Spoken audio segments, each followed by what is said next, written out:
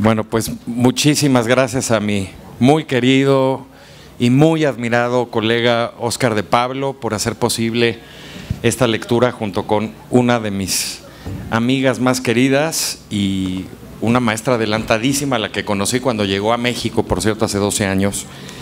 Y bueno, ha sido muy hermoso estar juntos en esta misma ciudad y caminar por sus calles y platicar de sus poetas y traducir y escribir junto con todos los amigos y todas las amigas que nos acompañan también aquí esta tarde, así que muchas gracias. Creo que voy a leer en estas rondas que vamos a tener, ahora que suba también Lucía, trataremos de estar también a tiempo. Dejemos que pase el cortejo. Exacto. Voy a leer partes de una elegía escrita a la muerte de mi padre. Mi padre falleció hace 2 años y medio. Era abogado. Y el título de su tesis tenía el curiosísimo título, un espléndido verso de 11 sílabas sin, creo yo, conciencia poética, aunque sí, evidentemente, de su expertise, que era el legal, el Estado empresario mexicano. Voy a tomar ese título para nombrar esta elegía. Entonces voy a leer algunos fragmentos. Creo que voy a empezar con este y luego ya le cedo la palabra a Robin.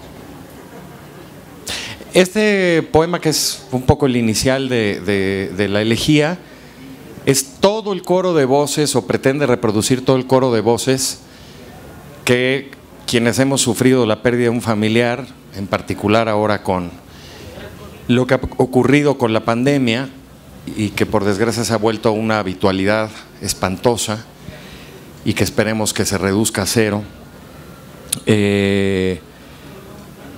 Siempre recibimos consejos de cómo llevar nuestro luto, y desde hacer ejercicio, dormir bien, tienes que esperarte a procesar el duelo. Bueno, todo eso aparece coral y exorbitantemente en el poema, ¿no? ¿Ahora qué? ¿Ahora qué sigue? Es muy pronto al principio atravesarlo, acomodar las cosas. Uno ni está, no sabe qué decir. Lo que nos queda, como una silla a la que le hace falta no una pata, sino más bien quién va a sentarse. No se está preparado, aunque lo veas venir. Y todo el tema de esperar, no te hagas el fuerte, el que no oye. ¿Tú sabes cuánto me tardé? Fueron años. Y especialmente el padre con el que uno tiene, me reconozco lo que es duro, y nadie te enseña, te acompaña, te empuja a tu niñez de vuelta. Lo sé, créeme, no es cualquier asunto. Y todo mundo tiene una respuesta, todo mundo pregunta: ¿cómo vas? ¿En qué puedo? ¿Ya pensaste? Lo que pasa te está pasando a ti.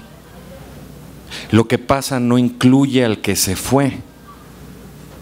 No te adelantes ni eches para atrás. Recuerde el alma, vive el seso, etcétera. Hacer las paces, la tuya, la de él, y si te llama, solo si te llama. Y así fue.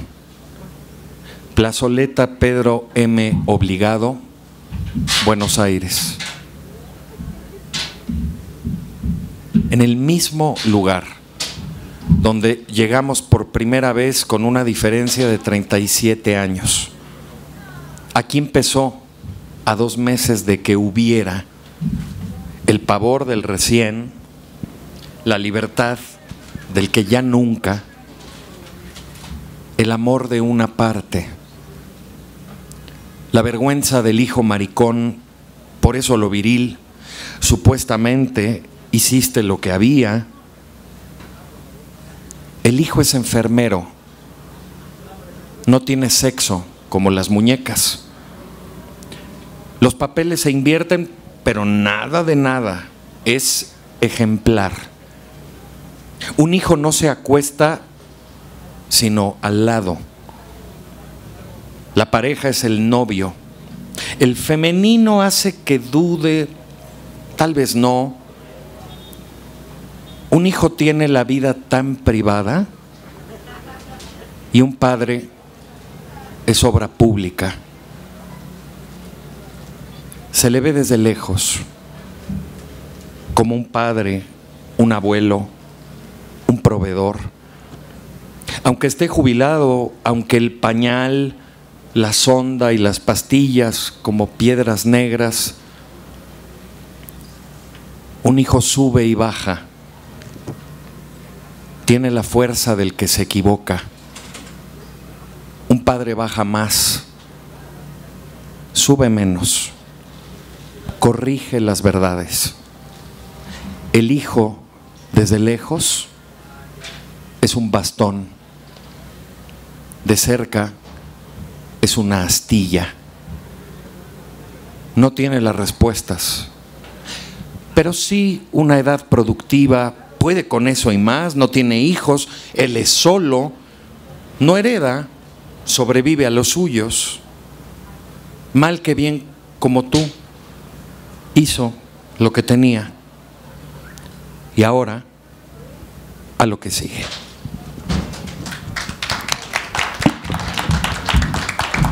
Gracias, Hernán.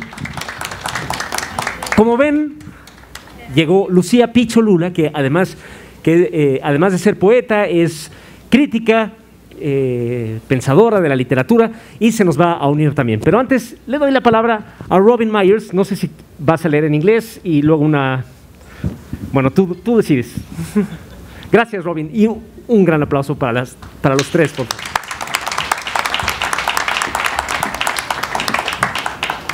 Muchísimas gracias, Oscar. Gracias, Hernán, Lucía. Qué lujo estar aquí con ustedes.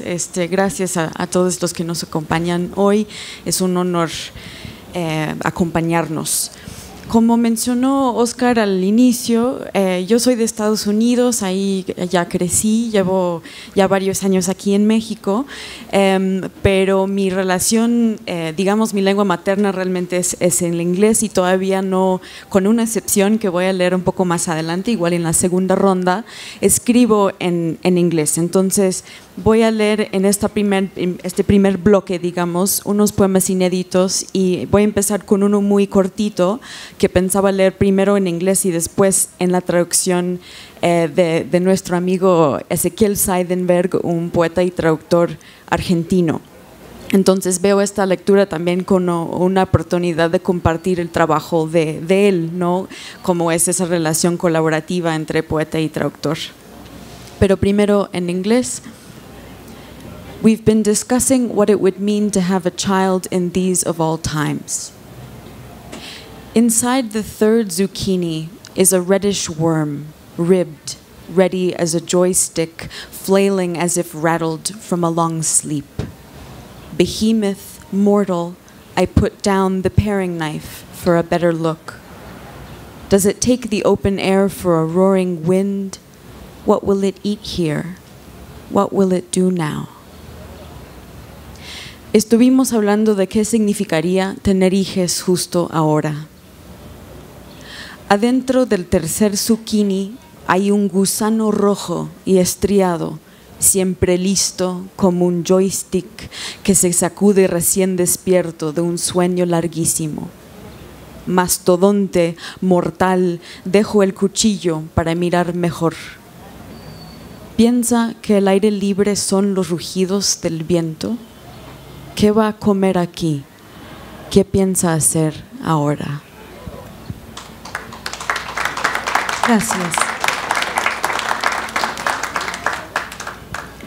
Voy a leer ahora un poema un poquito más largo, esta vez solo en español, también en traducción de Ezequiel Seidenberg.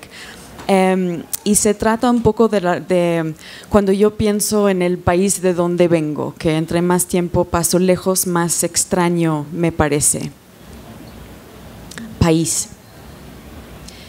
Si dices que no te gusta, te preguntan por qué lo detestas. No lo detesto. Si me gusta de la forma en que me gustan las primeras cucharadas de papilla, de frutas que me dieron antes de las palabras y de las decisiones. No podría sacármelas de dentro si se me ocurriría. Me irrigaron las células, podrían haber tenido minerales de otro clima, pero no. Lo arbitrario es lo que más me gusta de todo. Me acuerdo de la primera vez que volví después de varios meses afuera, de un lugar tan lejano que jamás coincidían los horarios. Todavía recorre la aeronave de mi esternón un estremecimiento, el repentino asombro melancólico del descenso. Al ver mi ciudad más íntima desde el aire, de repente se me ocurrían con facilidad impersonal motivos para odiarla.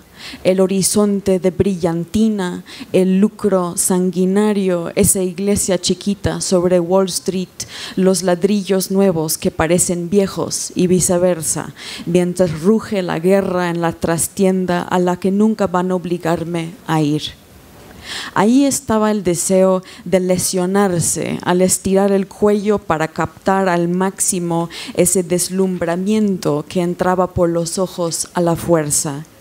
Y el puente en todo su esplendor, ni no solo el asombro, el deseo también, que se aprovecha del amor sin siquiera molestarse en tratar de convencerte de que podía o debería ser para siempre. No va a ser para siempre, es un lugar y nada más, y el mundo siempre ha estado lleno de islas ajenas al agua que definía sus contornos. Me gustó nacer. Cuando digo que no me gusta nada más, el país en sí mismo, la represa, el obelisco, la idea. Quiero decir que no puedo llorarlo, al menos no el país, ni el túnel excavado en la frontera a expensas del río en cuyos brazos en verdad nunca nadé. Y además, ¿quién podría arrogarse el derecho de sentirse orgullosa de un río? ¿Y para qué le podría servir eso al destino misterioso del agua en todas partes? Gracias.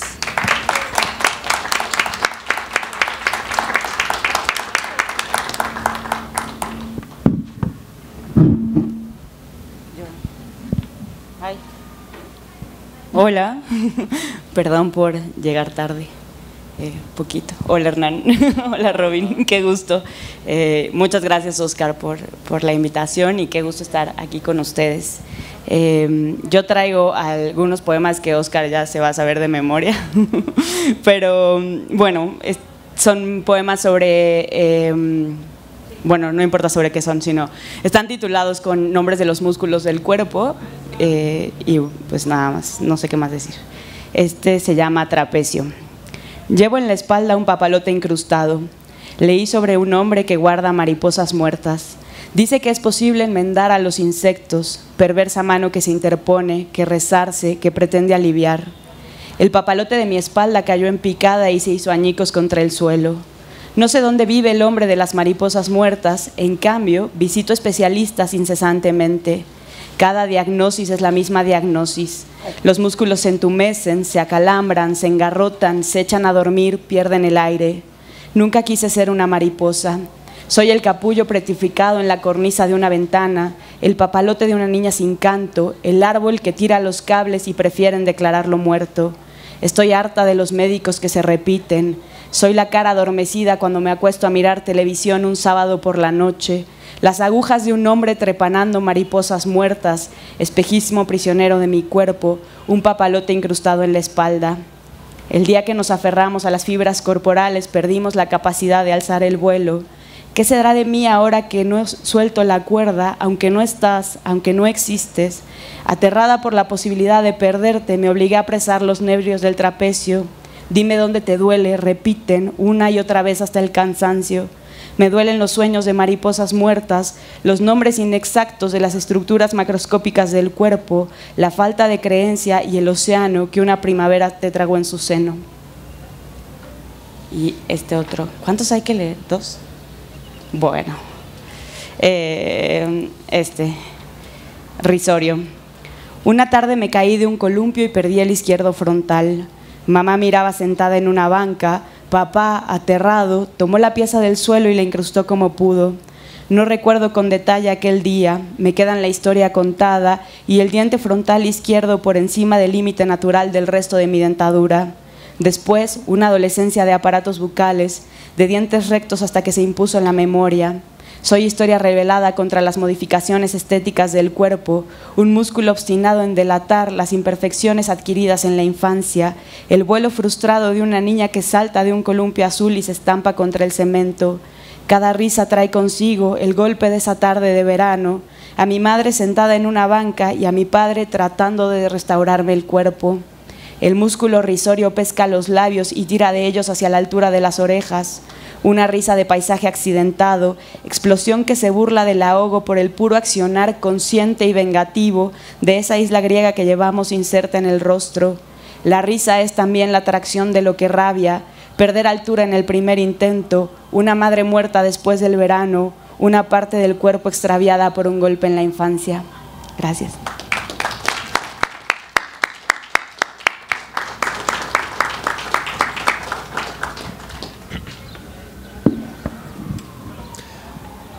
Habla mi papá sobre mi nombre. Yo me llamo Pedro Hernán, por cierto, para quienes no hayan visto mi INE, que espero que solamente sea yo porque traigo una foto horrenda. Habla mi padre. Te puse por cortés y Pedro por mi padre, abogado, fluido en varias lenguas, cristero, sinarquista. Esa es su foto a los 50. Parecía mi abuelo. Murió poco después. Yo era muy chico. Nadie se llama como tú. Todos Tenoch, Cuitláhuac o Cuauhtémoc, tu nombre es raro. Tu nombre, hermoso, fuerte, de Eri, ejército, y Nand, valiente. Y más si hablamos de milicia. Cortés lloró sin miedo su tristeza. No la tenía por una sola cosa, sino en pensar en los grandes trabajos, como escribió Bernal. Soldados tristes son tristes soldados. No así su capitán, que regó una huehuete. Hay que sacar la casta, llorar, pero secarse. Cierta tristeza es buena y necesaria. Sin la noche triste, Cortés no hubiese sido el capitán de Dios. Tu nombre, valeroso ejército de piedras.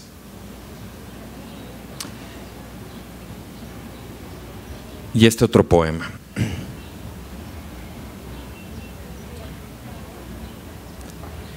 Mi padre y yo teníamos una discusión sobre quién era mejor poeta, si San Juan de la Cruz o Fray Luis de León. Yo siempre prefería a San Juan y mi papá siempre prefería a Fray Luis de León. Y este poema es un poco en su voz los argumentos. Tú eres de San Juan, yo de Fray Luis. Tú a tu santo, yo al príncipe. Tú allá por las montañas, yo por la cumbre airosa. Tú prefieres la noche, la oscura, la del alma. Yo prefiero ese sueño, ese plectro, ese cantando. Tú del Monte Carmelo, yo el aula salmantina. Tú aquella oscuridad de Dios, yo el mediodía sin demonio. tu forma de vivir, mi forma de pensar, o alma histérica o región luciente, tu forma de escribir, mi forma de leer, tu manera de percibir belleza, de recibir consuelo, tú de lo oculto, yo de lo visible, mi manera de recibir consuelo, tu manera de percibir belleza, tú de lo oculto, yo de lo visible, no se comprende, pero sí se sabe. Y ni tan envidiosos, ni envidiados, ni ellos, ni nosotros.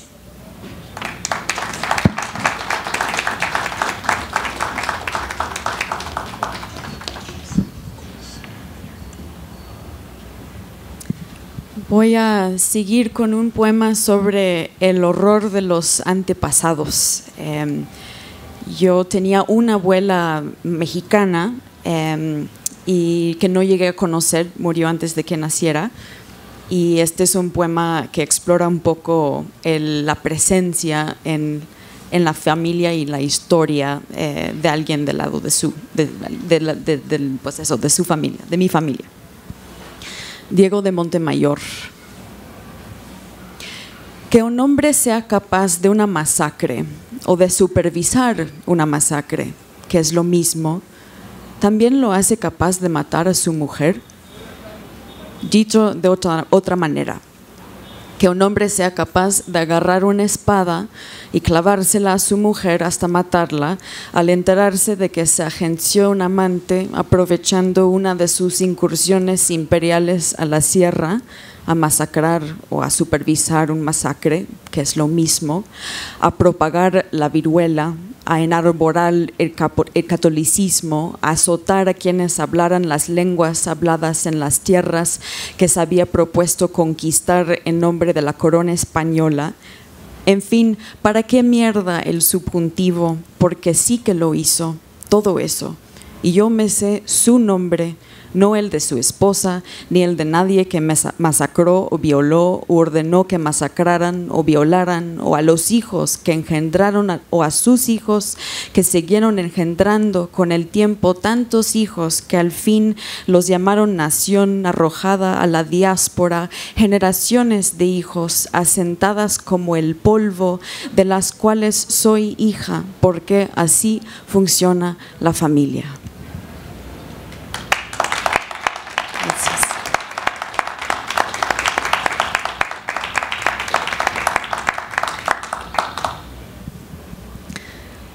Yo me he atrevido a escribir solo un poema en español todavía. Espero después animarme otra vez, pero les voy a leer ese, que poco a poco se va tejiendo con un verso del poeta argentino Héctor Temperley, que a mí me gusta mucho. Se llama justamente Apología, con un verso de Héctor Biel Temperley. Voy lento, creo. Voy hacia lo que vi. ¿Qué más? Tomé una foto del río todos los días que lo tuve al lado. Mi vecina ciega escribía sus memorias en el estudio de abajo. A veces se iba al puente a tocarle la flauta dulce al cauce gris que no podía ver. Escuchando a lo lejos su silbato trémulo e insistente, la voz de una niña con cosas que decir, ya no veía el agua yo tampoco, solo a ella. ¿Acaso la poesía sea eso, más prevista que inevitable? Voy hacia lo que perdí, que es poco todavía, a saber, hacia mi ceguera de recién nacida, hacia las flores lechosas del arbolito que se llama madera de perro, pero en el idioma que le pusieron sin preguntar, hacia la panza revuelta de mi país. Voy hacia ti, un hijo, un virus, la sombra de una mantis religiosa saludando detrás de la cortina blanca, la tos de mi vecina en las horas pequeñas, según las llaman en el idioma que nací bebiendo. Voy hacia lo que menos fui, militante de algo, patas de cuervo, hambre de colibrí. Estos días de no vernos casi nunca los dientes, desconfío de mí misma de otro modo, de mi talento para caminar con paso ligero sobre la tierra, yo que soy solo una entre miles de millones de criaturas con talones y mercurio en sus aparatos y ríos enterrados por sus antepasados que destruyeron cosas para que cupiéramos aquí. Cupimos apenas. Tengo vergüenza y anteojos, tengo miedo de ser un mal huésped en el mundo, de hablar con todo menos con la palma de mis manos, de no saber la historia que se contó primero. Voy hacia lo que menos conocí en mi vida, voy hacia mi cuerpo.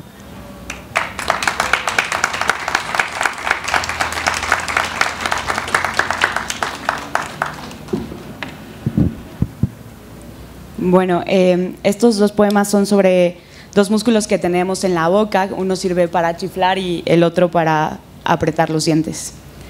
Buccinador. Hay un momento en la infancia cuando de tanto intentarlo, el aire que expulsamos por la boca produce por fin un sonido melodioso. Aprendimos a silbar porque olvidamos el lenguaje de las aves. En la ciudad, el cemento se encarga de desviar el sonido. Entre sus calles pervive un ruido artificioso, mezcla de sirenas policiales y tamales oaxaqueños, de ambulancias donde se pierde el aire y la grabación de una niña que sueña con castillos de fierro viejo. No sé chiflar como ambulancia, mi cuerpo se empeña en conservar una pizca melodiosa de las aves. Nunca debimos perder esos recuerdos, en cambio, existen otros que en realidad no importan. ¿Para qué queremos nuestro último cumpleaños, el sabor a pastel tres leches, el amor hundido? Más valdría acordarnos de cuando fuimos dinosaurios, recordar que fuimos la abuela y la abuela de la abuela. ¿Para qué queremos silbar si perdimos el habla de las aves? Te gusta saludar desde la calle con un chiflido que anuncia tu llegada. Si te dijera que en realidad los pájaros no silban aunque los escuches cantar, si te dijera que hay un músculo en el rostro apoderado del silbo, de la buccina, del deseo de algún día levantar el vuelo, si te dijera que olvidé cómo silbar, que hace meses no escucho el trino de las aves.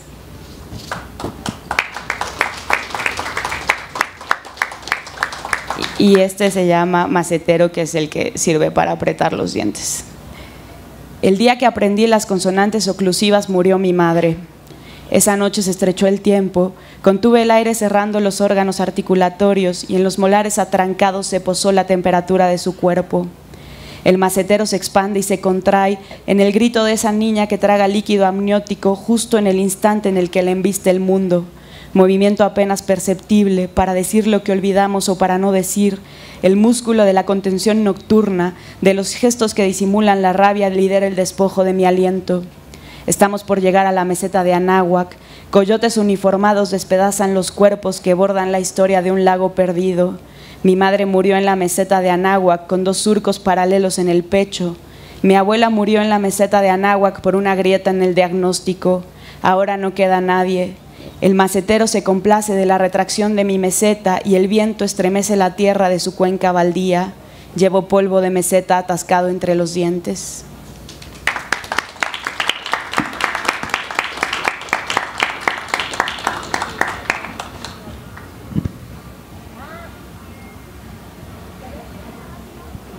Fui José Antonio Bravo González, abogado laboral. Non sum dignus sed tantum dic verbo. Primer lugar en el concurso nacional de oratoria, diputado suplente, esposo de la Momis y padre de Toñito y de Nanchito, su Josefo, su pa, su don bebé. 30 años en Farmacias El Fénix como asesor jurídico. Toqué mal la guitarra, tenía buena voz, me sabía el monólogo de Segismundo, pasajes de derecho romano. La jactancia siempre me dio flojera. Fumé 60 años, me entretenía viendo series de policías y recibí la extremaunción en mi cama de urgencias y aunque resucité por unos meses, el aire se hizo tímido y el tiempo visionudo. Lo último que recuerdo es mi mano en el hombro de la momis. Creí en el cielo hasta que lo vi cerca. Lo dejé todo listo. A ver crecer lechugas desde abajo, desde arriba. 12 de mayo, día de la enfermera, horas antes del sol. Voy para allá.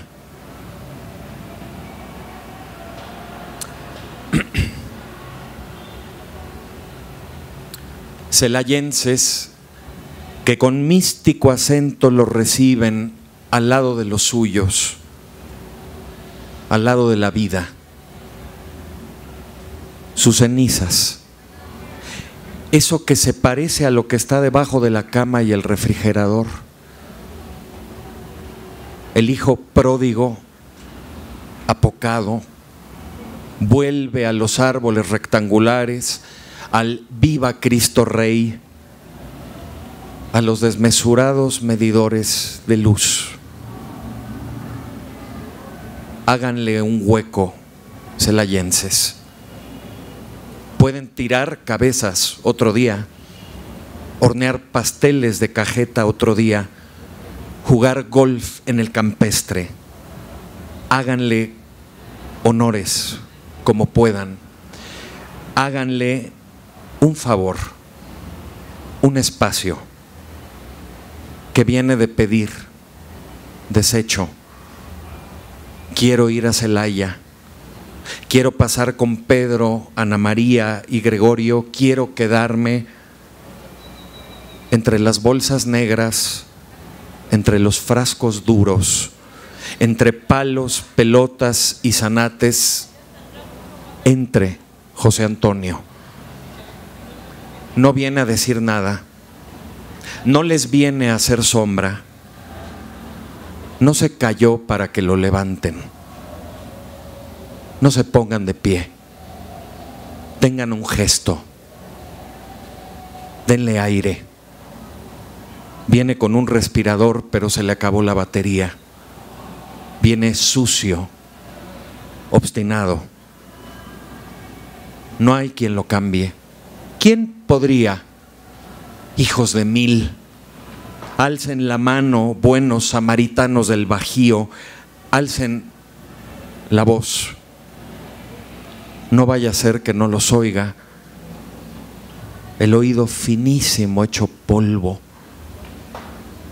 de mi padre, que espera el paso por el puente de 3 guerras a que baje el calor, que espera no volver, al menos a la forma que tenía. La forma no depende de ustedes, sus paisanos. El fondo es otro asunto,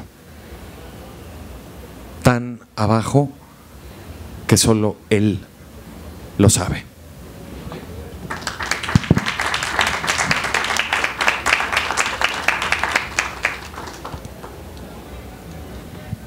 Este primero de los dos lo voy a leer solo en español, otra vez en la versión de Ezequiel Seidenberg.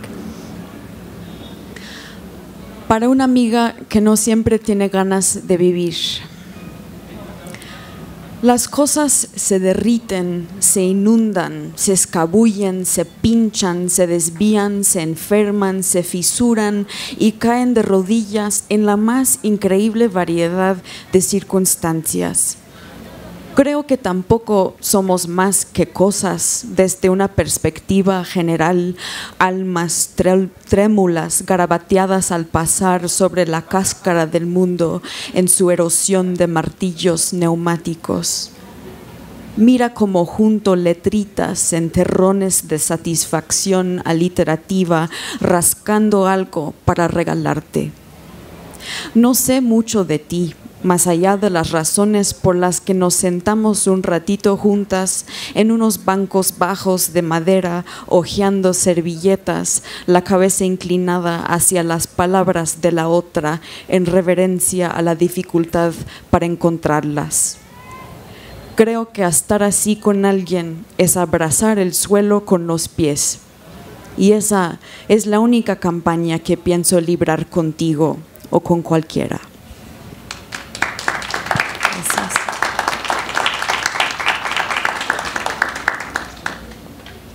Y por último, me gusta leer un poema muy corto que de hecho me trajo Hernán y quería saber, Hernán, si me harías el honor de leer la versión en español. Primero en inglés.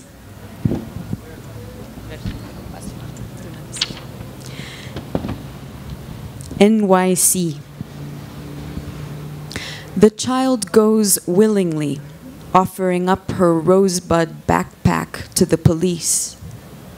Up there and outside is the snow, the scraped sky, the barbershop quartet, the $14 glass of wine, livid pigeons, Rikers Island, ice skaters embracing, the rise and fall of some but not all things relevant to our story. The girl's mother flickers behind her. The policeman grins like a fickle father. Someone pings a steel drum down below all this. The tunnel's metal marrow hums its hymn, blurts pixels that beg us to obey. If you see something, say something. If you're here, pay.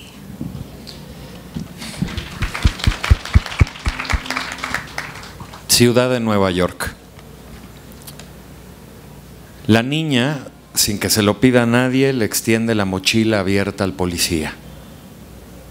Allá arriba, a lo lejos, y afuera, están la nieve, el rascacielos, el cuarteto local, el vaso de vino de $14, una bandada de palomas lívidas, la isla Rikers, los patinadores sobre hielo que andan abrazados, el auge y la caída de algo, pero no todo, que tiene que ver con nuestra historia. Parpadea detrás la madre de la niña. El policía hace una mueca de papá caprichoso. Alguien toca al fondo de todo esto un tambor de acero. La médula metálica del túnel canta su cántico, suelta píxeles como un llamado a la obediencia. Si llegas a ver algo, di algo. Y si te vas a quedar, paga.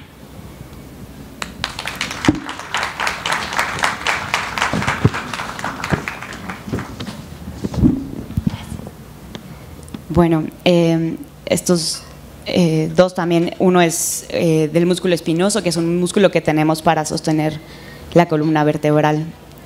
Espinoso. Un níspero marchito, de espinas puntiagudas y frutos muertos clavado a la mitad de mi dorso, finge equilibrar las futilidades del mundo. El músculo que erige la columna hace semanas dejó de sostenerme.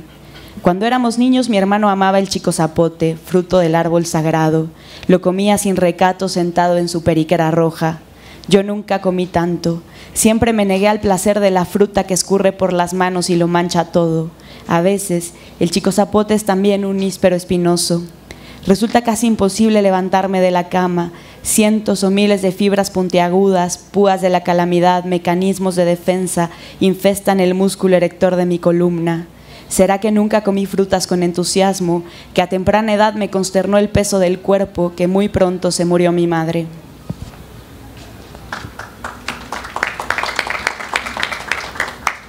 Y este se llama occipito frontal, que es un músculo que tenemos en la cabeza. Cuéntame que la primera comunión será en la calle, para festejar la llegada de Dios, manteles largos, música en vivo.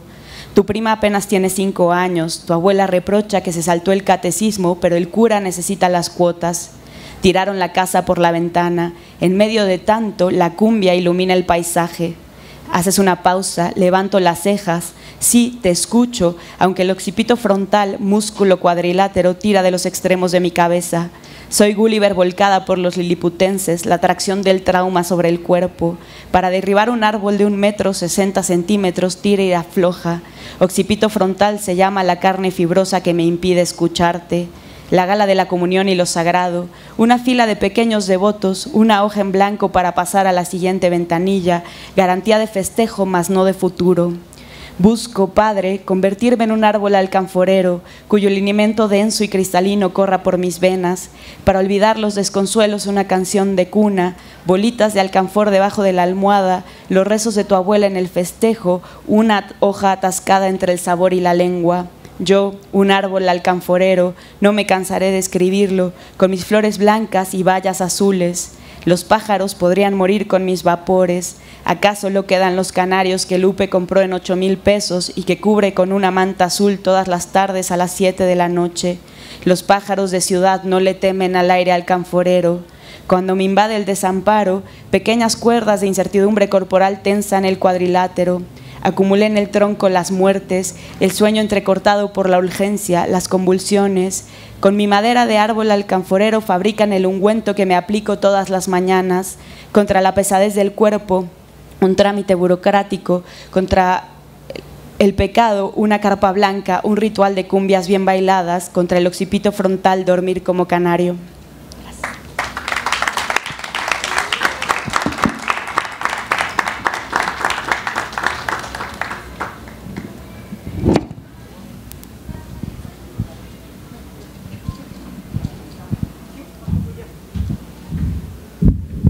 ¿A poco ya?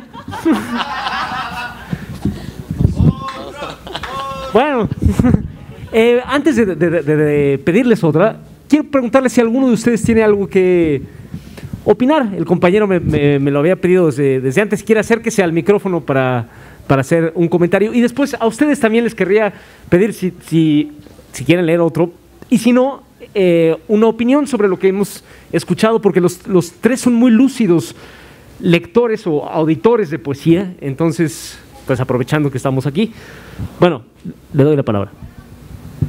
Sí, buenas tardes a todos los presentes, buenas tardes a los poetas aquí presentes, los cuales me merecen gran respeto por todo lo que acabo de oír. Es difícil preguntarles a los tres por motivaciones diferentes que me nacen y tratar de ser concreto. Sin embargo, voy a intentarlo a ver qué tal sale. Primero le preguntaría a Robin, ¿qué es exactamente lo que trae a un intelectual norteamericano a internarse en nuestro país y vivir en una ciudad como la Ciudad de México? ¿Por qué? ¿Por qué pregunto esto? Porque hemos ya sabido a través de la historia de la literatura que cuando un norteamericano cruza la frontera, lo hace a veces arrastrando algo subjetivo, algo objetivo, tal vez alguna pena, tal vez algún sufrimiento, algún trauma, o huyendo de sí mismo a veces, como describiría a Carlos Fuentes en Gringo Viejo, cuando hace que su personaje, que dicen que era el reflejo de un señor que se llamaba Guy de Maupassant, y que venía precisamente huyendo de él mismo. Entonces, yo cuando oigo de este tipo de historias, aunque no nos dijiste tu biografía, pienso que vienen huyendo de algo. Por ejemplo, aquí tuvimos a otros escritores, los llamados escritores malditos, Kerouac, Burroughs, etcétera, que fueron vecinos aquí de la colonia Roma y que decían o presumían conocer las tripas de la ciudad. Y ciertamente ellos se dejaron envolver por los ambientes más sórdidos de esta ciudad. Después tuvieron que salir huyendo. Yo preguntaría, ¿qué te trae exactamente a ti a un lugar como la Ciudad de México? Esa es pregunta para ti. Pregunta para Hernán. Tú hablabas algo acerca de la muerte y yo entendía que decías de alguna forma en un tono de disculpa que no habías tomado precisamente un curso de tanatología.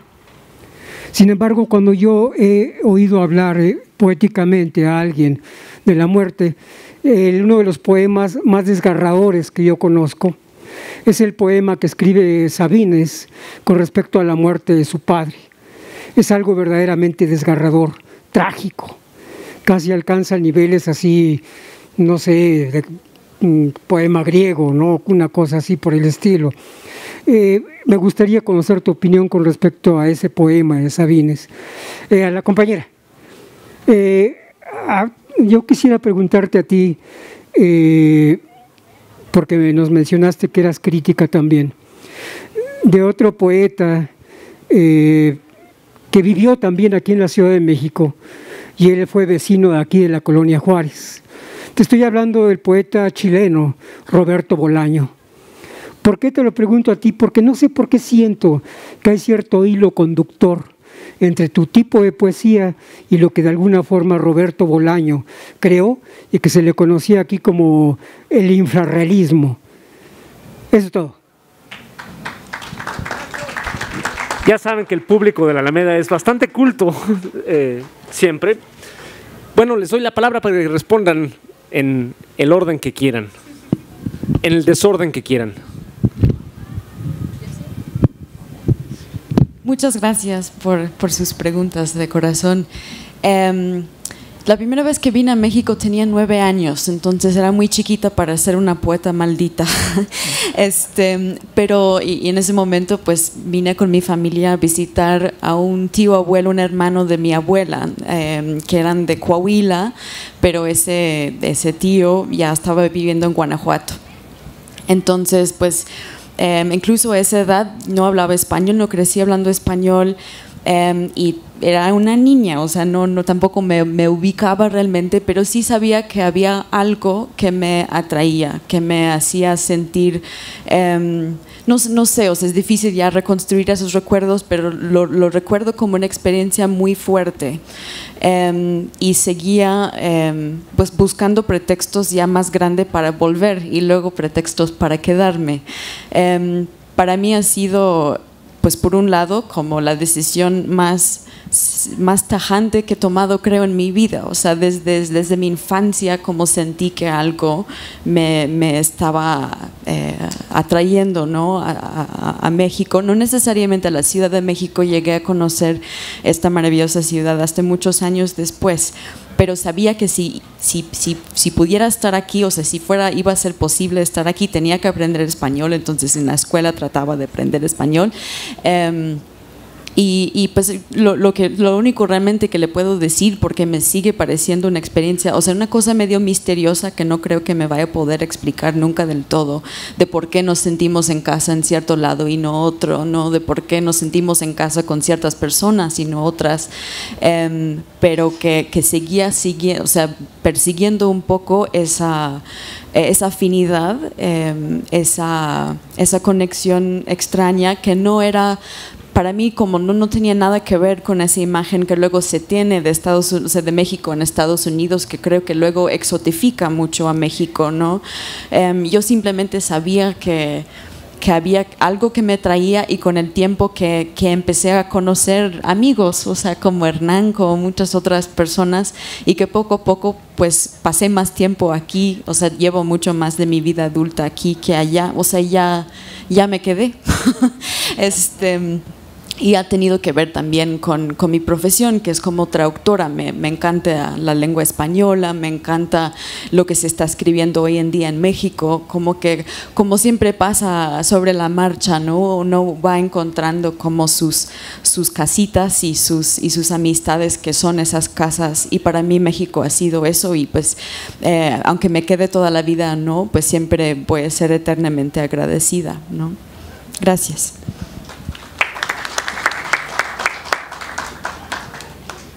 Bueno, hijo, qué difícil pregunta sobre sobre la muerte del mayor Sabines, porque yo también creo, no solo que es el poema más poderoso de Sabines, sino el más desgarrado, el más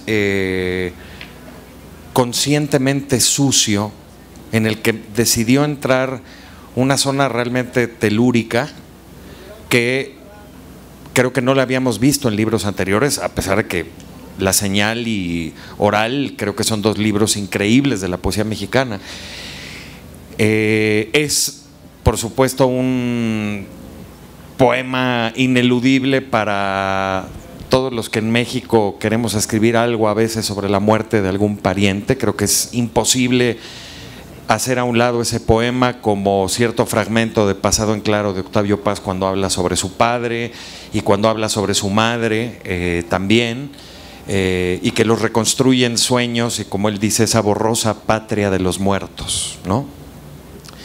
Pero en este poema en particular que yo hice, sí me tuve que enfrentar a una serie de ajustes de la historia y de problemas irreconciliables con mi padre, a pesar del inmenso amor que hay debajo, arriba y a los lados del poema, tratando de ser empático ante decisiones, ideologías, políticas, sociales, económicas, personales, morales, familiares, definitivamente contrarias a las mías.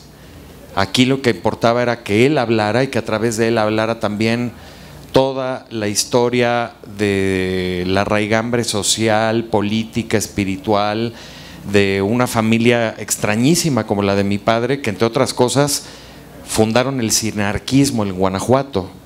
Y mi padre perteneció al Partido Acción Nacional, fue amiguísimo del doctor Nava, participó en la marcha famosísima para reclamar el triunfo al doctor Nava eliminado en San Luis Potosí, participó también en numerosas marchas, estuvo encarcelado, en fin, en un momento en el que la derecha de este país probablemente pintaba para otra cosa. Y el poema también observa la ruptura y la vejez de mi padre en correlato con lo que pasaba en México, que era no solo el cambio o la fallida alternancia del poder en el año 2000, ¿no?, con el que mi padre se desafilió del PAN, terminó desencantadísimo de la política, es evidente después de lo que pasó y ya sabemos qué pasó, ¿no?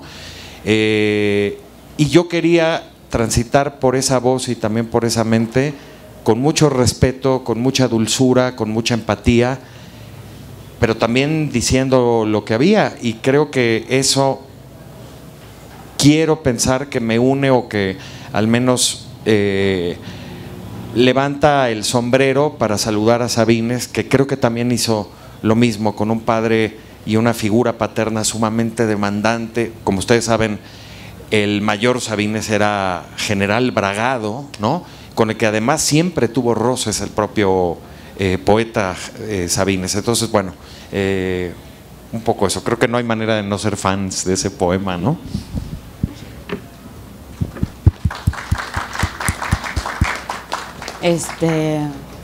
Yo no sé qué decir. Bueno, o sea, como pensando en la conexión que usted hacía, ¿no?, sobre mi poesía y la de Roberto Bolaño, la verdad es que yo no considero a Bolaño como una influencia en lo que yo escribo como tal, entonces no sabría. Creo que Bolaño, o si yo intentara pensar qué coincidencias tenemos él y yo, más en cuestiones como literarias más amplias, creo que ese es interés por narrar la ciudad y a mí me interesa eso, ¿no? Me interesa pensar y narrar las ciudades, y también me interesa, pensando en lo que decía Óscar de que soy crítica, estudiar cómo los escritores piensan y narran las ciudades que habitamos. Y creo que si yo encontrara una coincidencia en intereses literarios con Bolaño sería ese. Me parece que lo que hace en Los Detectives Salvajes con esta ciudad es espléndido, ¿no? Y podemos pensar después de las grandes novelas urbanas o después de La región más transparente del aire, Bolaño viene y cancela ese gran relato de la ciudad y hace otra cosa, y a mí eso es lo que me interesaría, o esa coincidencia que podría encontrar, pero no pienso en la poesía de Bolaño como algo que esté dentro de la escritura, tal vez porque no me identifico tanto en ese aspecto. Pero es lo que podría decir en realidad.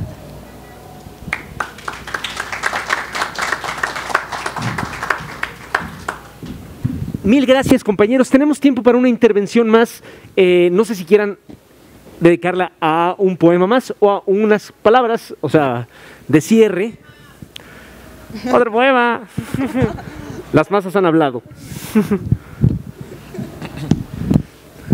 Ya está aquí Beatriz Pereira, que va a presentar el libro que vamos a presentar a continuación, pero tenemos tiempo de un poema más. Antes de que lean un poema más, o más, mejor dicho, aprovechando su intervención, querría que nos dijeran dónde podemos encontrar su poesía. En el caso de Hernán, ya vi que están vendiendo uno de sus libros aquí en el fondo, pero que los tres nos dijeran dónde se puede encontrar su poesía. Muchas gracias. Bueno, pues aquí mismo, gracias a los compañeros del Fondo de Cultura Económica y por supuesto a la Brigada para Leer en Libertad, aquí se encuentra un libro de ensayos que se llama Historia de mi hígado y otros ensayos, que son ensayos personales. Y tengo algunos otros libros de poesía, uno publicado por la editorial Almadía que se llama Hasta aquí, y hay un libro reciente también que circula, que es de descarga gratuita, que fue publicado en Ecuador y en Venezuela, y es un diario de la pandemia durante los primeros 69 días, así que son 69 entradas. Les prometo que no lleva ninguna otra connotación más que el azar, pero hay traducciones ahí, hay poemas en verso, poemas en prosa, ensayos, fotografías, crónicas, testimonios de lo que vivimos cada quien en sus casas durante aquella jornada de sana distancia que recordarán ustedes el año pasado. Bueno, voy a leer dos últimos poemas de la elegía a mi padre. Este, por supuesto, es el inventario después de morir, ¿no? Esas camisas demasiado amplias, aquella lupa de pisapapeles, aquellas alicatas para las uñas de los pies, la pipa color hueso, aquellos pantalones de vestir sin bastilla, negros, grises y azules, no cafés, aquella cédula de licenciatura, Escuela Libre de Derecho, doy fe, Ciudad de México. Esos quevedos para leer los diarios, aquel cojín para la espalda baja, aquellos calcetines translúcidos que parecían medias, el champú de nogal que reverdece canas, aquel resanador de grietas para los azulejos de los baños, aquel cuaderno forma italiana con letras de canciones, epigramas y chistes pornográficos, las truzas blancas de algodón que le quedaban flojas, aquellas plumas finas sin usar porque manchan los dedos, las pierdo, me las roban, no acaban de gustarme, aquella virgencita de Luján, enmicada, milagrosa, esos recibos del 70 y tantos, garantías y notas y facturas y firmas siempre iguales, aquel cepillo negro deformable de plástico, lo sacamos y lo tiramos todo, aquella bolsa es para la basura, la otra es para no sé qué. Y leeré uno último en el que por supuesto habla mi madre. Puedo escuchar sus pasos camino a la recámara. Sube escaleras, anda inquieto, el vaso de agua baja cada día. Dicen que tienen sed los que llevan muy poco. La oigo, reconozco sus pisadas, es él. A mí nadie me cuenta, y eso que rezamos el rosario. Antes no me dejaba ni un minuto. A lo mejor se acostumbró. No puede, hay gente que no sabe ser fantasma. No me da miedo. ¿Por qué tendría que dármelo? Lo único que hace es caminar de un lado a otro, de una estancia a otra, y luego todo vuelve a estar como si nada. Sé cuando cruje la madera por vieja o por tu padre. Cada vez cruje menos. Ya se va. Para eso le prendo veladoras.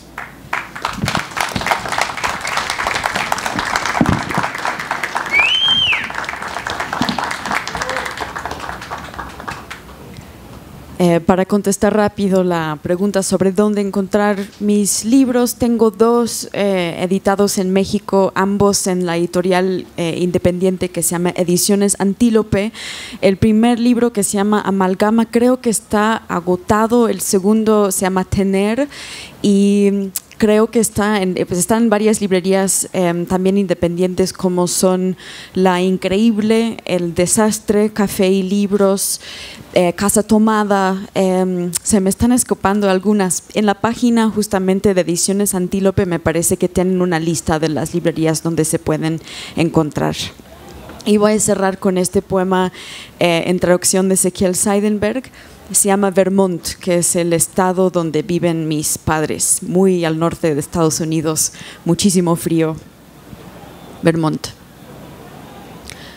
A la sombra, la nieve es azul y rara, como si nunca le hubieran dedicado una canción, y viene una tormenta que enceniza la montaña, la vemos acercarse.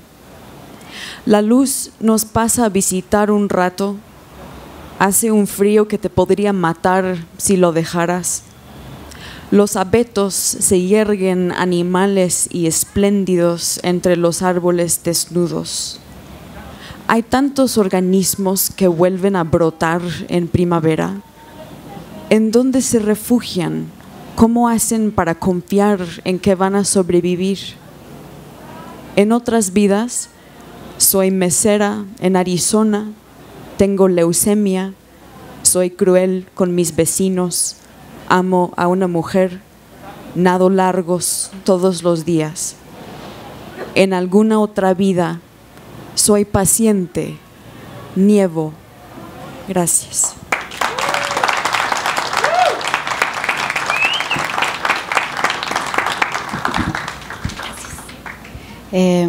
Había que responder una pregunta.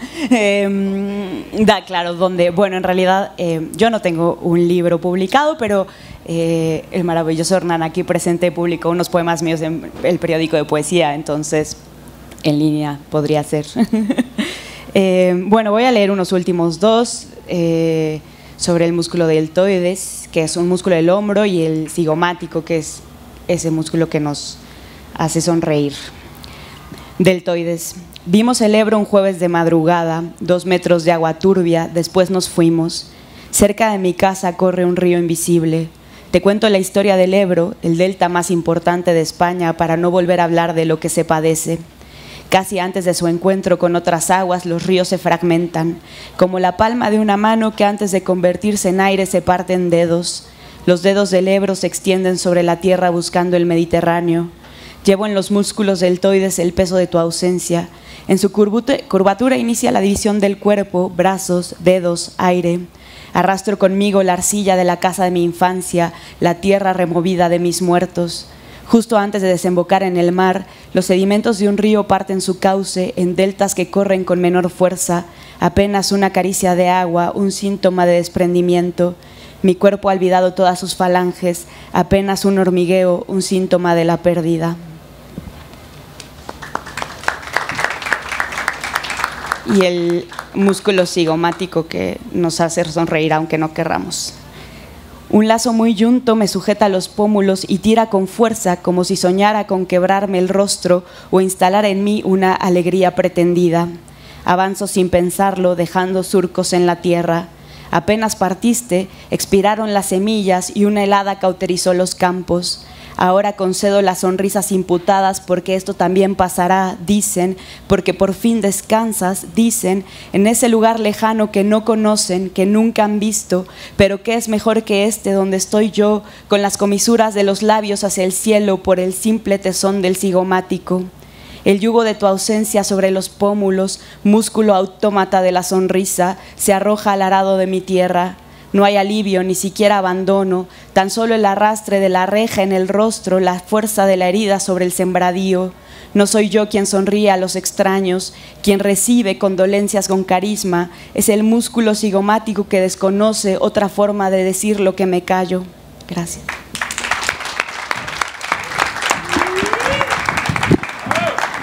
A mí sí me parece fantástico haber presenciado esto, o sea, pequeños momentos históricos del pensamiento, cuando ideas tan concentradas en poesía se cruzan, coinciden y tenemos... Creo que somos muy privilegiados de haber presenciado, de haber escuchado esto, lo creo sinceramente. Mil gracias, Lucía, Hernán, Robin, los quiero muchísimo. Un gran aplauso para ellos.